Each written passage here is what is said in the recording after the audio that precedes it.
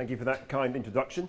I'm going to talk quite a lot today about social science, economics, engineering and science. So I'm trying to pull all of that together in about 45 minutes in relation to climate change. So I have a very bad habit of often talking too fast. So if I'm talking too fast, please just call out and tell me to slow down. Or if you know everything that I'm saying, also tell me that as well, and I can speed up then. Right, the ostrich or the phoenix, these are hopefully metaphors, analogies, stories that you know about anyway. The ostrich, I always think it probably epitomizes Western society, if not human beings in general perhaps, that when things are difficult, our first response is to put our heads in the sand, to turn away, to pretend it's not happening. And we do that with many difficult issues that we face personally and more systemically in society. And the phoenix, I don't think it's quite so mythical. I think the phoenix lives within us, so I'm slightly more hopeful. But I think we're reluctant to let the phoenix out. So I think the phoenix is something that might emerge from the fossil fuel flames. So I think the phoenix is the sign of hope, if you like. And my subtitle to this, I use two expressions here. First, cognitive dissonance, which is a fancy academic term that applies often to lots of us as fancy academics working on climate science, and it basically means hypocrisy. So it's not something that is a popular way of thinking about this, but cognitive dissonance in a sense, is hypocrisy. And the alternative to that, I think also that as a duality we have in all of us as well, is this version of thinking of the creativity that might emerge out of our problems around climate change. So I think like most things in life, there is a duality. There's parts of that in this, and there are significantly parts of this as well. At the moment, unfortunately, this part is dominating. So, and if you're interested, I have a Twitter account, and also a lot of what I write I also put on my website as well. So it's a lot of that's just free access things that I put together. I often get told that my talks are depressing, so I'm going to start off with my conclusion, which I hope is a little bit more uplifting, but not very. Avoiding dangerous climate change, and by that I'm going to use throughout this talk stabilisation at the 2 degrees C temperature rise level that's been agreed at international negotiations. But I would also like to put the very clear caveat on that at 2 degrees C centigrade rise, many poor people around the world will die. So let's be clear about that. Even the best that we are probably going to fail at achieving, we're not even trying to achieve it at the moment, but if we did, many people will die who have not had anything to do with that problem. We know that when we sit here today with the lights on, the projectors running, using power, that we'll be killing people at 2 degrees C. So I'm calling that as the appropriate threshold to aim for, but for many people around the world, it simply is not appropriate. But I think it's the best that we can probably hope for now. I think it's just about feasible to hold to that level, but just. I also think that it fits with an economic framing, a positive outlook economically, but only from the original Greek root of economics, which, apologising for my Greek pronunciation, comes from the word oikonomia, which means stewardship of the household, the prudent use of resources. The word money, wealth, and those types of expressions are not used in the original root of economics. And economics has been wrestled away by the financiers, the astrologists, the numerologists, into this crematistic version of it today, which is defined variously as the acquisition of wealth, the making of money. And I think actually we can do something about climate change with the historical, proper root, meaningful root of economics, but not with this. And I was trying to think, how does that relate to Iceland? And maybe this has been a bit unfair, but fishing. I mean, you've been fishing here for many years, as far as I can tell, and you try to husband your stocks. You think about it in the long term. So it's not something about just making money. It's about your children, your children's children's life, and it's about how your society progresses. So you think of fishing in a particular way. And you have another industry that's quite well known worldwide, banking. Ephemeral industry, carried out collectively by the detritus of society. But of course, we all benefit from this. Not only are the people at the top benefiting from it enormously, from actually running things only in relation to the short term, but we have all benefited from that in some ways in relation to our pensions and so forth. And now that has been found wanting. It is not able to deliver even in its own system. So I just think that we have to remind ourselves, we have to wrestle economics back away from the financiers, back to the original root of where it came from, the prudent use of resources, which I think fits very well with actually avoiding dangerous climate change. probably the only other foreign word, because I'm not particularly good at languages, Friday in Stockholm, end of September 2013, the IPCC science report came out. It offered no solace and no surprises. It was the usual sort of science that we had for a long time from the IPCC. The scientific message for policymakers, business leaders, civil society, for all of us, hasn't changed in a quarter of a century. The first report came out in 1990, and nothing significant from doing something about reducing our emissions side of things has come out of the new reports. We knew everything we needed to know in 1990 about reducing our emissions. There's lots about adaptation and impacts that comes later, but we knew everything we needed to know about reducing emissions in 1990. What came out in the report are small adjustments and refinements, because despite what the skeptics might try and tell us, this is a mature science. It relies on tried and tested physics that's worked for decades, if not centuries. So nothing particularly surprising out of the report. But what has changed since the last IPCC report in 2007? Well, we've successfully dumped another 200 billion tonnes of CO2 in the atmosphere. So quite knowingly, we've merrily chucked up 200 gigatons, 200 billion tonnes of CO2 since the last report in 2007. Our emissions today are 60% over that, maybe nearer 65% higher in carbon dioxide than they were in the time when we first showed a concern in 1990 at the time of the first report. 60% higher. So we claimed to be concerned about it then, and now we're 60% higher in terms of emissions. And as probably you're all aware, that CO2 concentrations now in the atmosphere are higher than they have been for 800,000 years, which I think is heading towards 3 times longer than humans have been on the planet. So the sort of litany of our failures are quite disturbing, I think. Despite that, we repeatedly sign up to making our fair contribution. This is taken from the Copenhagen Accord, to hold the increase in global temperature. Notice that below 2 degrees C, it doesn't say a 30% chance of, or a 60% chance, or a 50-50 chance. It says below, which means a high probability of not going above 2 degrees, and take action to meet this objective consistent with science. That's fairly radical for policymakers, and even more radical for policymakers on the basis of equity. Now, we have signed up to this repeatedly at virtually every international negotiation where lots of carbon is emitted as we fly to them, whether it's in Copenhagen, Cancun, Doha, Durban, all of these events. So we continually sign up to this. So we should hold our paymasters, indeed we should hold ourselves to account to what, as democracies, we have signed up to.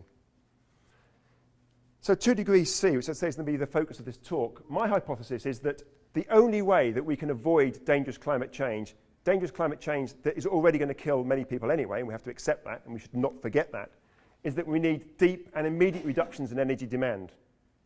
Now, I'm saying this as an engineer who spent a lot of time working on oil platforms, producing oil, and other bits of engineering kit, that I don't think we can solve this problem with engineering.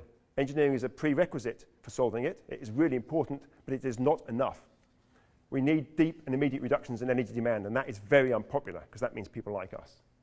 And the argument that normally we get is, well, surely we can do it with technology, with low carbon energy supply, with wind, solar, geothermal, nuclear, all these things that are very low carbon. Surely we can do it with those. But the problem is, climate change is a cumulative problem.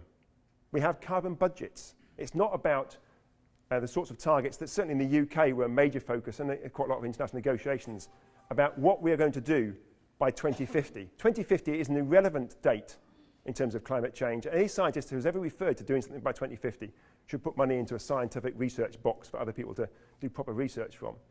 2050 has nothing to do with climate change. The only thing that matters in terms of the temperatures are the cumulative emissions that occur over the century, the carbon budgets. And the reason we like this is it means we can rely on the technologists to solve the problem in 2030, 2040, and 2050. The reason we don't like this, even though it's got more science behind it, it means we have to do something about it today, and yesterday preferably. So the science fundamentally changes the politics and the philosophy, the culture of climate change. So let's think about this graphically. Here we have a graph with carbon dioxide up the side here, from fossil fuels primarily, but also from cement, and the data at the bottom from 1980 out to 2050. And this is the emissions here, 20 billion tonnes, 20 gigatons back in 1980. The United Nations Panel on Climate Change, the IPCC, Intergovernmental Panel on Climate Change, was set up in 1988. The emissions were going up here. This is when we first started to express at an international level our concern for climate change, if we could see it like that. things are looking quite positive now. We have the Rio Earth Summit that some of you may remember. Anyone with grey hair or no hair might remember the Rio Earth Summit. Very positive, upbeat, I think appropriately upbeat, thinking what could come out of that. Agenda 21 came out of it, which was a really interesting sort of social dimension to it as well, but a lot of concern about climate change, biodiversity and so forth. And emissions there were sort of stabilising out. We had the Kyoto Protocol adopted in 97, I think it was, and it came into force for those countries that were signatories to it in 2005. Just look at what's happened to the emissions during our period of concern. You can plot this as period of concern, or how often scientists spend on a plane. They both have the same trajectory. Copenhagen Accord, 2009, 2010. Look at where the emissions are today. Rio plus 20. Many of you probably will have heard of that one. Probably all of you have heard of the Rio plus 20. People thought of it as Rio plus 20 years. I think of it as Rio plus 20 billion tonnes. Because our emissions, this is after our period of concern here, our emissions are almost 20 billion tonnes higher than we first pretended to be concerned about it back in 1990. They're not quite 20 billion tonnes, but they're approximately there. So that's a plot of our, well, it's an inverse plot of our concern about climate change, really. And then we've now got an economic downturn, or at least we've had an economic downturn and a recession in some parts of the world, but certainly a slowdown in the global economy. And yet emissions have continued to rise, and quite disturbingly, they went up very high in 2010, possibly as a kickback to the difficult times economically or financially in 2008, 9, and then on into 10. And then since then, they've been growing about 2 to 3% per annum. So these are very high growth rates. These growth rates are almost 3 times higher than the 1% growth rate that we saw during the 1990s. And they are from a larger number. So during our time of concern, not only have the emissions gone up, but the rate of growth has almost tripled, which is really concerning. I think it's an exponential problem then. So what are future emissions? That's where we are at the moment. What do we think about future emissions? Well, let's think about the energy system. My focus is mostly on energy. That's what much of this talk's going to be about. I have colleagues that work on the food side of things as well, but I'm going to focus on energy. We're locked into the technologies we build. If we build a power station, whether it's a coal, a nuclear, or a geothermal power station, whether it's wind, gas, solar, all of these power stations, the first ones, coal, nuclear, so forth, these will probably last for 50 years. These gas, wind, and solar, probably 30 years, and tidal, possibly as much as 100 years. So when we build them, we lock in an infrastructure for decades. When we have large-scale infrastructures themselves, whether it's electric networks, sewage pipe works, road networks, rail networks, when we put those into place, that again locks us in for decades, if not hundreds of years. If in the UK, we're using a sewage network and a gas network that have been there for decades, and electrical cables often that have been there for a long time as well. And if you have the built environment, think of houses and flats. I live in a house that was built in 1860. They're very popular where I live. Many of the houses were built in 1860, and they will be there in 2050 as well. Factories and so forth, commercial buildings. These lock us in. Everything we do today locks us in. Aircraft and ships. I came on a ship here that was 23 years old. And a Boeing 747 was first designed in 1964, the big Boeing 47 aircraft, designed in 64, first sold in 69. And unless you're an airplane buff or geek, you would not spot the difference between a current Boeing 747 and one that was sold in 1969. They look basically the same. There's some difference in the engines. They are more efficient than they were then, but in a sense, they're the same plane as they were then. Think of the Airbus A380, the new super jumbo. If that follows the same path, that will be in the air in 2080. It makes you think that when we do these things, when we build anything today, we are locking the future into very long periods of use of those technologies. So it is not about solving the problem tomorrow. Everything we do today is defining what tomorrow looks like. So 30 to 100 years at least for all of these things that we do. So we lock things in very quickly.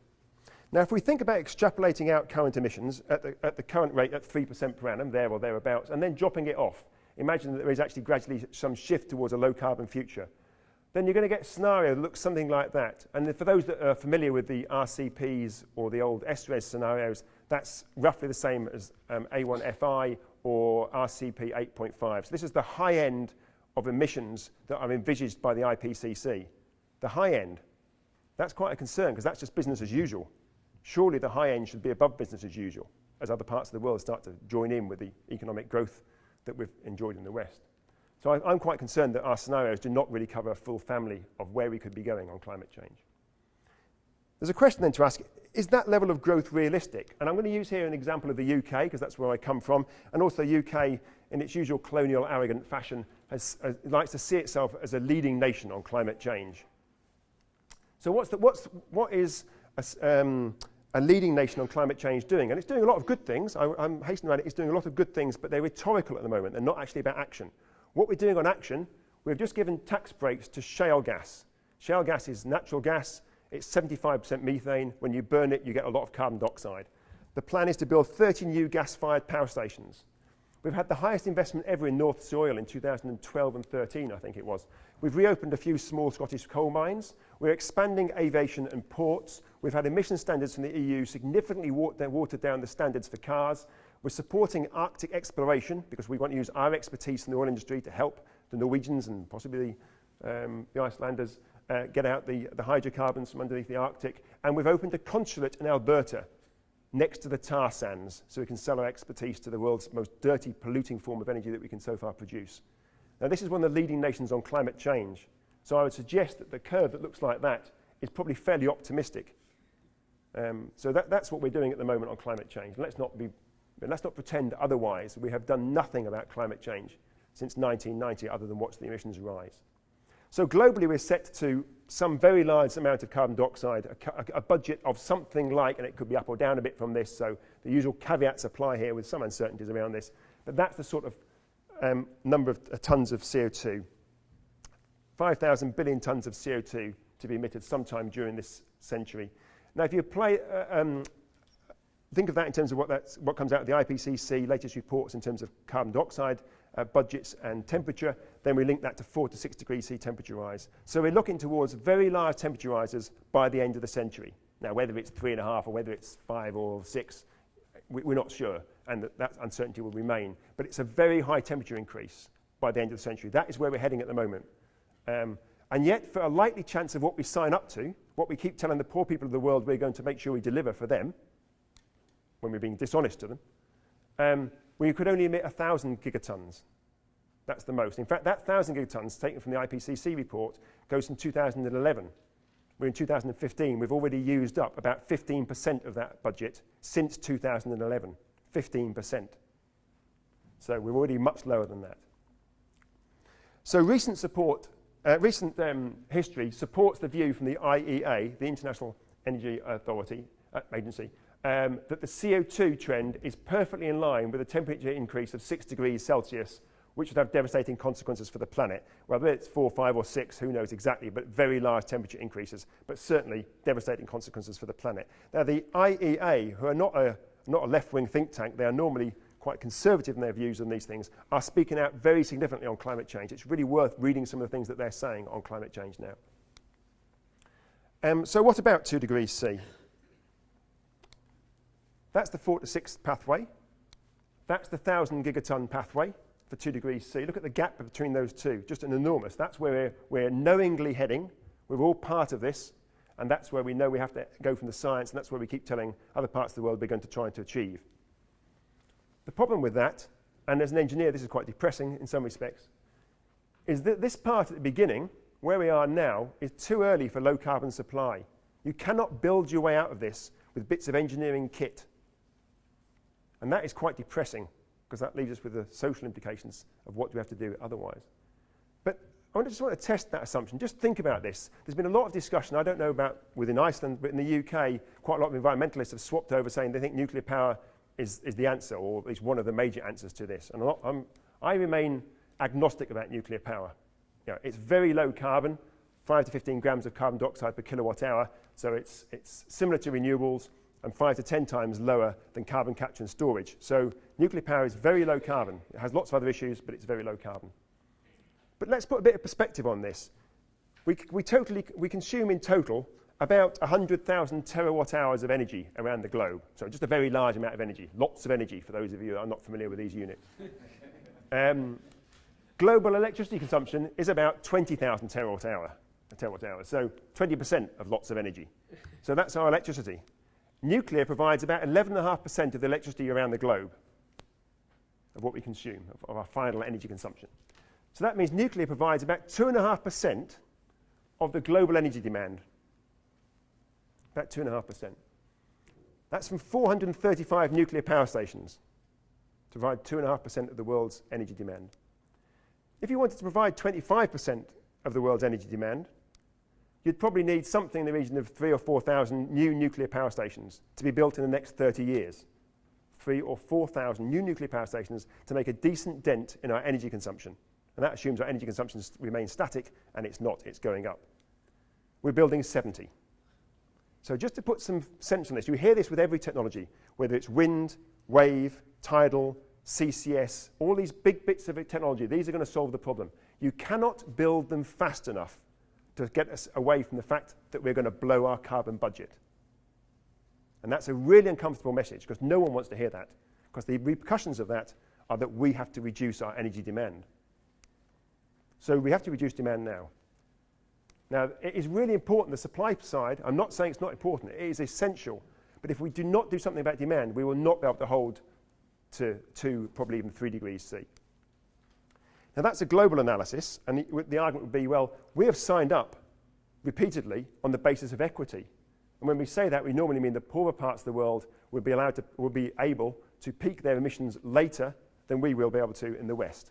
And that seems quite a fair thing that probably no one would really argue, I think, against the idea of poorer parts of the world having a bit more time and space before they move off fossil fuels, because that links to their welfare, to their improvements, that use of energy. Now let's imagine that the poor parts of the world, the non-OECD countries, I usually use the language of non-Annex 1 countries for those people who are familiar with that sort of IPCC language. Let's imagine that those parts of the world, including India and China, could peak their emissions by 2025. That is hugely challenging. I think it's just about doable, particularly if we showed some examples in the West. But I think it's just about possible. As the emissions are going up significantly, they could peak by 2025 before coming down. And if we then started to get a reduction by, say, 2028, 2029, 2030 of 6 to 8% per annum, which again is a massive reduction rate, that is a big challenge for poor parts of the world. So I'm not letting them get away with anything here. That's saying if they did all of that, you can work out what carbon budget they would use up over the century. And then you know what the total carbon budget is for 2 degrees centigrade, and you can say what's left for us, the wealthy parts of the world. That seems quite a fair way of looking at this. And if you do it like that, what's that mean for us? That means we'd have to have, and I'm redoing this now, and I think it's going to be well above 10%, because this is based on a paper in 2011, which was using data from 2009 to 10. So I think this number is probably going to be nearer the 13 to 15% mark now. But about a 10% per annum reduction rate in emissions year on year, starting preferably yesterday. That's a 40% reduction in our total emissions by 2018. Just think of our own lives. Could we reduce our emissions by 40% by 2018? I'm sure we could. I'm sure we'll choose not to, but I'm sure we could do that. But a 70% reduction by 2024, 2025, and basically we'd have to be pretty much zero carbon emissions, not just from electricity, from everything, by 2030 or 2035, that sort of time frame. That's just the simple, blunt maths that comes out of the carbon budgets, and very demanding reduction rates from poorer parts of the world. These are radical emission reduction rates that you cannot build your way out of. You have to do it with how we consume our energy in the short term. Now, if that looks too difficult, well, what about 4 degrees C? Because that's what you hear all the time, that's too difficult. So what about 4 degrees C? Because actually the 2 degrees C we're heading towards is probably nearer 3 now anyway. So depending on your probabilities. So let's think about 4 degrees C. Well, what it gives you is a larger carbon budget. And we all like that, because it means I can attend more fancy international conferences. We can carry on going on rock climbing holidays, in my case. We can all carry on doing and living the lives that we like. So we quite like a larger carbon budget. Lower rates of mitigation. But what are the impacts? This is not my area, so I'm taking some work here from the Hadley Centre in the UK, who did some analysis with the Foreign and Commonwealth Office. But you're all probably familiar with these sorts of things, and there's a range of these impacts that are out there. A 4 degrees C global average means you're going to have much larger averages on land, because most of the planet is covered in oceans and they take longer to warm up. But think during the heat waves what that might play out to mean. So during times when we're already under stress in our societies, think of the European heat wave. I don't know whether it got to Iceland or not. In 2003, well, it was quite warm in the rest of Europe. Too warm. It's probably much nicer in Iceland. There were 20 to 30,000 people died across Europe during that period. Now add 8 degrees on top of that heat wave, and it could be a longer heat wave. And you start to think that our infrastructures start to break down. The cables that we use to bring power to our homes, to our fridges, to our water pumps, those cables are underground, and they're cooled by soil moisture. As the soil moisture evaporates during a prolonged heat wave, those cables cannot carry as much power to our fridges and our water pumps. So our fridges and water pumps can no longer work. Some of them will be now starting to break down. So the food in our fridges will be perishing at the same time that our neighbour's food is perishing. So you live in London, 8 million people, 3 days of food in the whole city, and it's got a heat wave and the food is anyway perishing in the fridges. So you think you're going to bring the food from the ports, but the similar problems might be happening in Europe. And anyway, the tarmac for the roads that we have in the UK can't deal with those temperatures, so it's melting. So you can't bring the food up from the ports. And the train lines that we put in place aren't designed for those temperatures, and they're buckling, so you can't bring the trains up. So you've got 8 million people in London, in an advanced nation, that is starting to struggle with these sorts of temperature changes. So even in industrialised countries, you can imagine this playing out quite negatively, a whole sequence of events not looking particularly positive. In China, look at the buildings they're putting up there, in some of Shanghai and Beijing and so forth. They've got no thermal mass. These buildings are not going to be good with higher temperatures, and yet we still see big increases there. And in some parts of the States, could be as high as 10 or 12 degrees temperature rises. These are all a product of a 4 degrees C average temperature. At the same time, big increases in sea level. Many of you here know much more about that than me, but I think people think not uncommonly about a metre by the end of the century if you're heading towards these sorts of emission rates, and it would keep going up beyond that. And that has big implications. We've seen 20 centimetres, I think, so far from thermal expansion, but obviously that would keep going up. But I think also very significantly, food crops. This is work again from the Hadley Centre, a 40% reduction in the staple crops in some of the lower latitudes. And that's not just due to, in fact, most of that I believe is not due to changes in precipitation, but is due actually to the temperatures themselves. So at 2 degrees C, precipitation is a big issue. I think at 4 degrees C, the temperatures start to play a big issue. And at the same time, of course, the population is going up, and we're needing to eat more food. I think it's fair to say, and I'd be interested to know if any of you disagree with this here, there's a widespread view that 4 degrees C is incompatible with an organised, I'd like to say civilised, but I'm not sure we ever quite got there, an organised global community. I think we would probably end up, as we normally do, particularly men, we will reach for the Kalashnikov and we'll end up fighting each other for scarce access to resources. And there's plenty of good examples of that's how we respond to difficult situations. I think it's beyond adaptation, 4 degrees C. Okay, you might be fine if you're in Iceland. My family come from the west coast of Scotland and an island, so I'll be going to visit them. But there's so were lots of other people trying to get to these parts of the world. So maybe a few of us can adapt. For many people, we will not be able to adapt to this level of changes. It will be devastating to ecosystems that we survive and rely on, but also ecosystems that I think have not just an instrumental right to be there, but there's something more immutable about them. They're part of our planet, and it is not our role to destroy them in the rates that we're doing now. And certainly as we head towards 4 degrees C, there may well be other tipping points, non-linearities out there that mean that the temperature rise could keep going up to a much higher equilibrium level. So you'll have heard about those, and there's a lot of uncertainty around them. All we know for certain is that the higher the temperature goes, the greater the chance that these tipping points could be important. And I don't know anyone really that doesn't agree with that 4 degrees C temperature rise as a global average should be avoided at all costs. And I quite like that, because for economists who really are obsessed by discount rates, certainly neoclassical economists, means that it doesn't matter what discount rate the economist applies, you have to do something about it. So you cannot make an argument that it's too expensive. We have to avoid this at all costs, because we cannot survive there in any significant numbers, and also I think it is detrimental to much of the planet. So let's return to 2 degrees C, because I think we have to there's a very strong case that we have to do everything we can to avoid 4 and probably aim for trying to keep as near to 2 as we reasonably can. Is it still a viable goal? Most people will say no, and I give a lot of talks, and I ask that at the beginning often, and people say, I don't think we can hold to 2 degrees C. I think we can, but I think we will choose not to. And when I say we, I mean we will choose not to. People like us, the elites of the world that are well-educated, well-resourced, with all information at our fingertips, that have the choice of doing something but have chosen to do nothing. All of us, collectively, our family, our friends, our communities, the whole circles within which we live, we are the ones that are doing this. So I think we can just hold to it.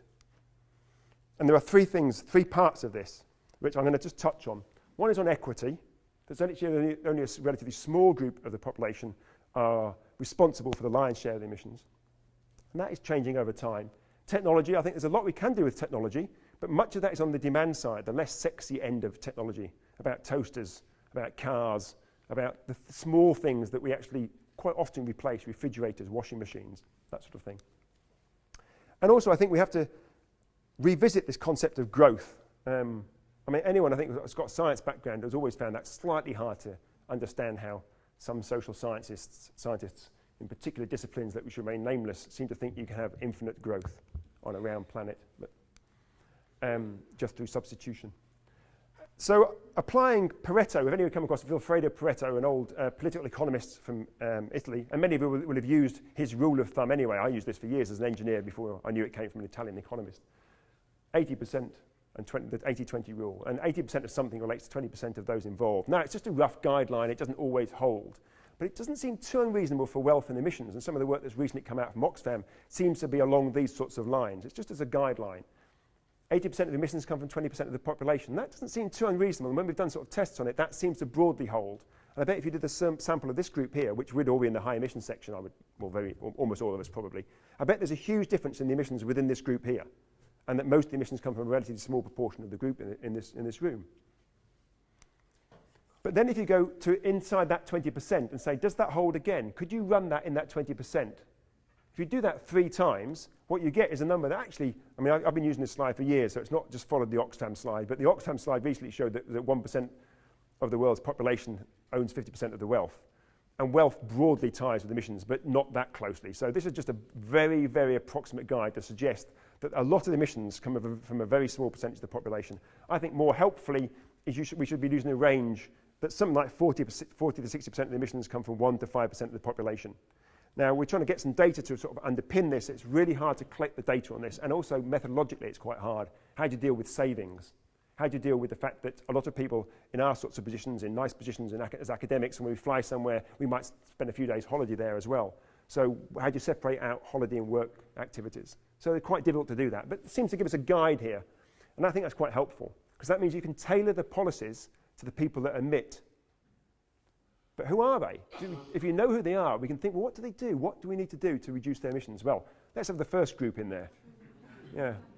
Climate scientists. Now, it is slightly amusing, but actually when we really think about it, climate scientists, we are the ones that know everything that there is to know, really, pretty much, about climate science. We cannot claim an information deficit. We cannot claim to not know about these issues. We cannot claim that we don't know that the emissions we're putting out now within a set carbon budget mean other people will die. That's what we're talking about. This is not some existential problem that is out there to be thought about. This is a problem of today, of what we're doing now, and of poorer communities elsewhere in the world at the moment, and later on our own children. So I think we have to think about who's in this group and how we should be responding. Every OECD academic, so it's not just climate scientists. If you're an academic, you're pretty much in this group, by and large.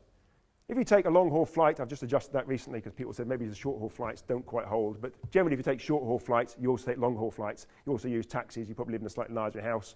You know, generally people that fly are the wealthier in the world. Most people in the world do not fly. The only planes they see are going overhead. So anyone who takes an annual long-haul flight or two, 2 degrees C is a mitigation, is a short-term challenge. And the big red herring that we use is about population. Actually, it's not. It's about what we do between now and 2025, 2030 in terms of reducing our energy consumption and thereby our emissions at the same time as building low-carbon supply. It is a consumption problem, not a population problem. This is a complete red herring that population is the problem. And you just do the basic maths on that. Take the median person in China. Assume you've got this thing called trickle-down economics, which has never occurred in the history of humankind, but let's imagine it did occur. Take that median person.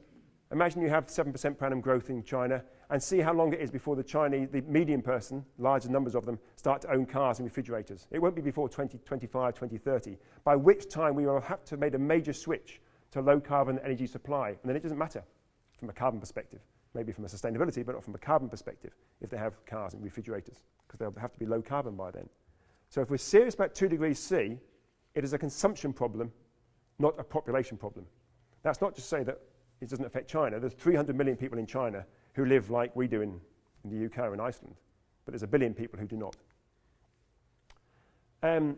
So where does that leave us? I'm just going to use just the example of flying. What does that mean to us about how we have to think about these challenges and problems? The science is really clear. We have a carbon budget for a given temperature. We have decided, not by scientists, the civil society, the political negotiations, the messy process of international negotiations has come up with this 2 degrees C as being the appropriate threshold between acceptable and dangerous, with all the caveats that go along with that.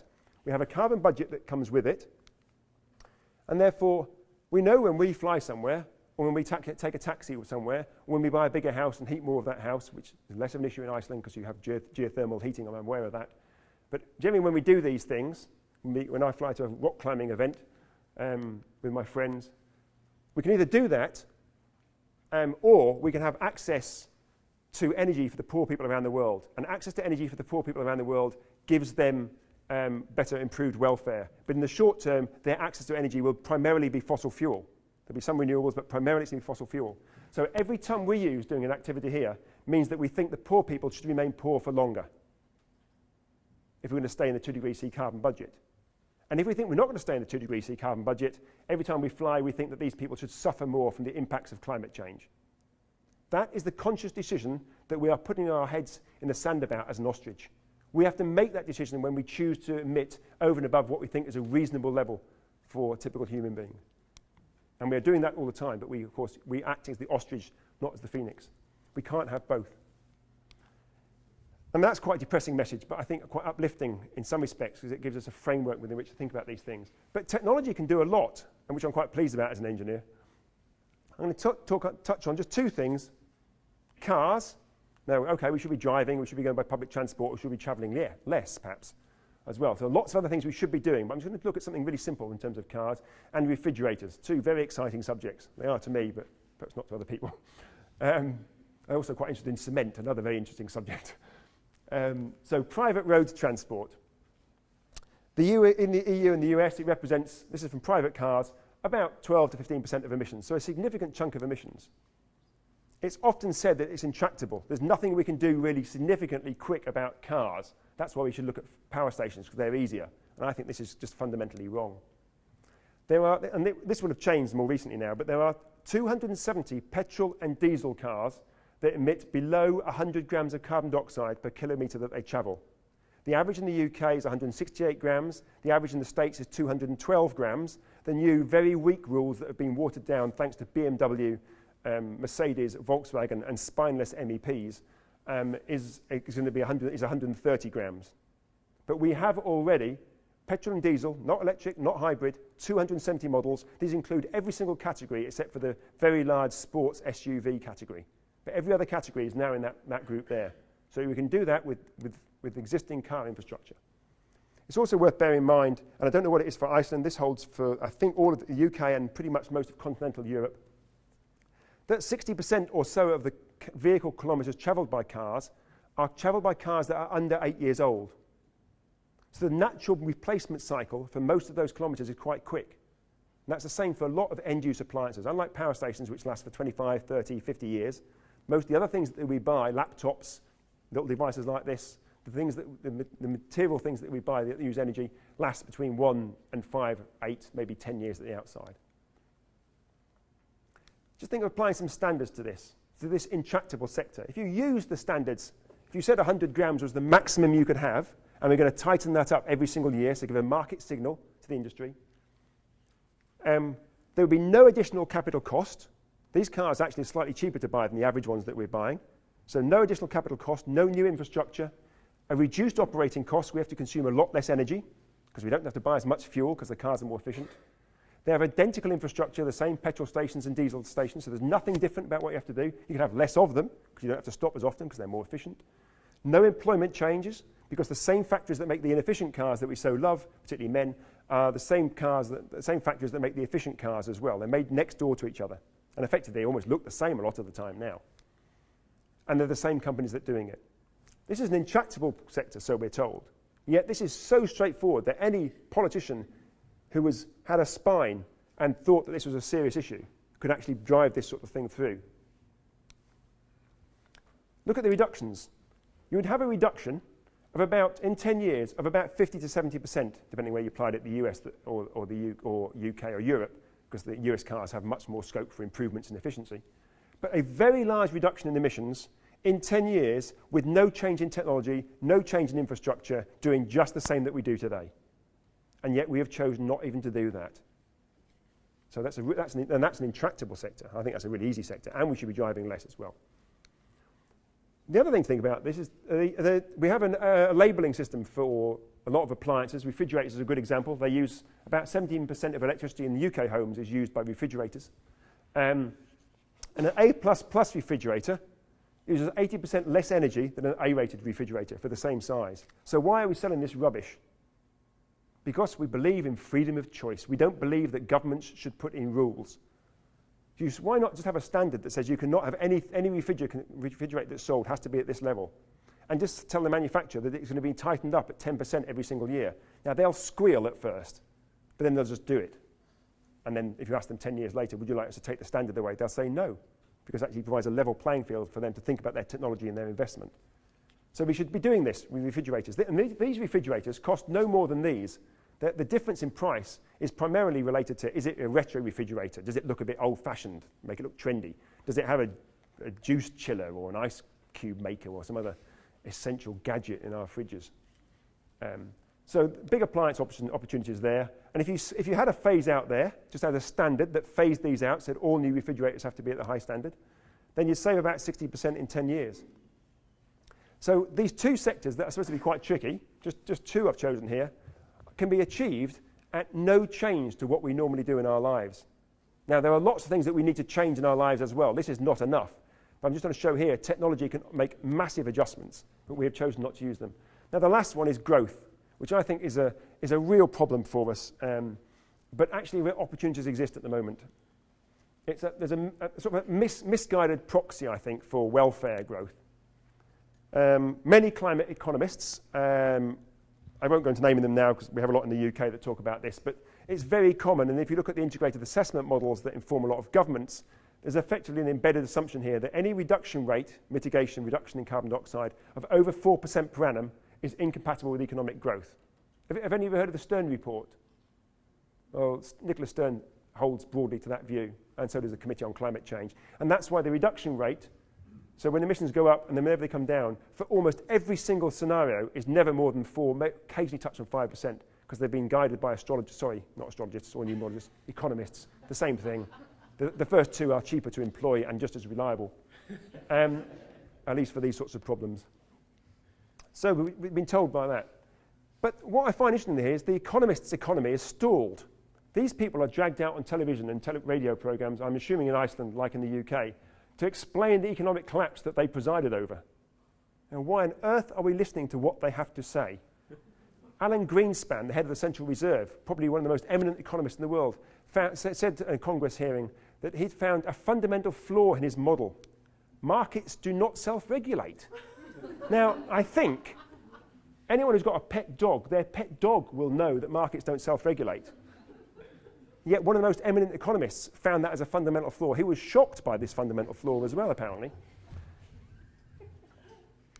So why are we asking these economists again? Why would you ask the foxes how to guard the chicken coop? That's what we're doing here. Oh, and the last one seemed to have disappeared. So there was supposed to be one there, but it's gone. But anyway, let's ignore that one. I think it was a very UK-focused one. But what I'm trying to say here is that we think about this in relation to growth and so forth, and what the economists have been telling us. And obviously economists do some very good things, but the scale of the challenge we're looking at here is beyond the ability of their tools to address. We have an unprecedented opportunity to think differently. The way that we've been forced to think for the last 20 years by the increasing penetration of this group into every facet of life, into the police force, into how you monitor how good they're doing, how well they're doing, into how well universities are doing, into all of the facets of life. Everything now is converted into money to make an assessment of it. It's failed, and we should be thinking fundamentally differently about this problem. And that, I think, is quite hopeful. We have that opportunity. They happen to come together at the same time.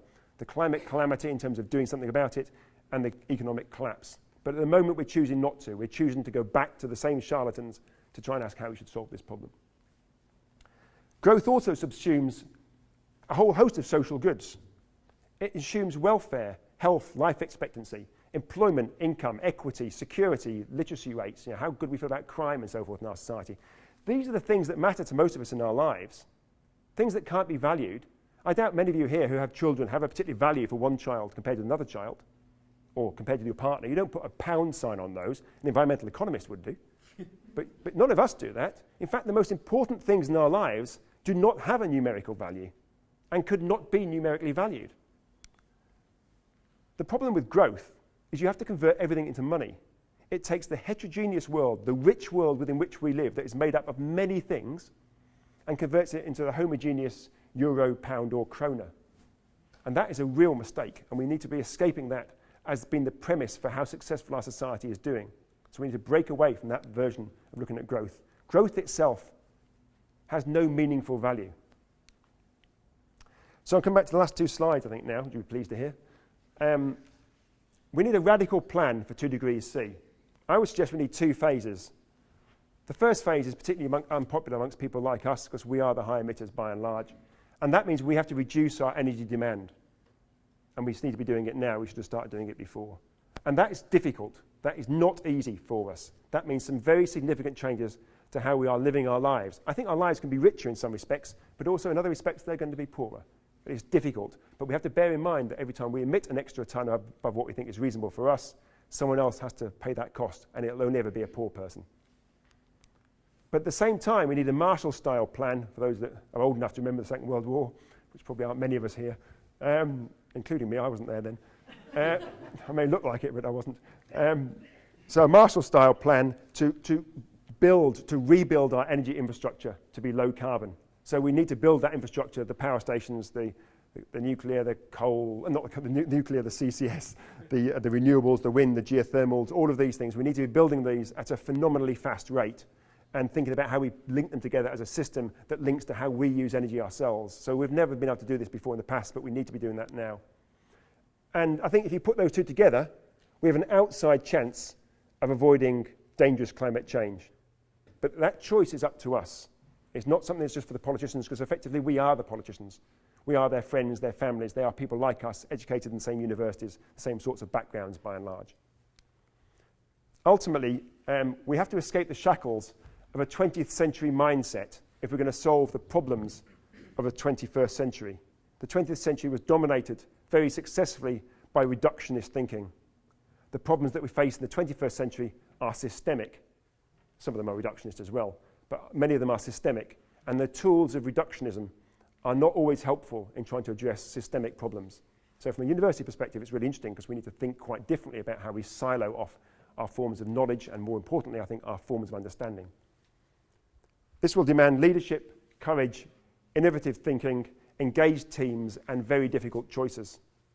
And some humility, I think, to go along with that as well. So I think if we could do these things, if we could think about the world differently, then we have some hope. I'm going to finish off here with a quote that I always use from Robert Unger, and it captures so many things that are problematic about how we all view the world, not just about climate change, but elsewhere as well. At every level, the greatest obstacle to transforming the world is that we lack the clarity and imagination to conceive that it could be different. The clarity and imagination. Now, that's exactly our job in universities, but more widely, it's our job as well to have imagination, to have some clarity of thought, and provide some substance to what those thoughts what those imaginations could look like in terms of going forward. To think of a more prosperous, low carbon, sustainable future. So, on that note, I think that's the final slide. I'll finish, and as I say, I have a website with slides like this and other talks and other information related to some of the things I'm talking about today. So, thank you very much.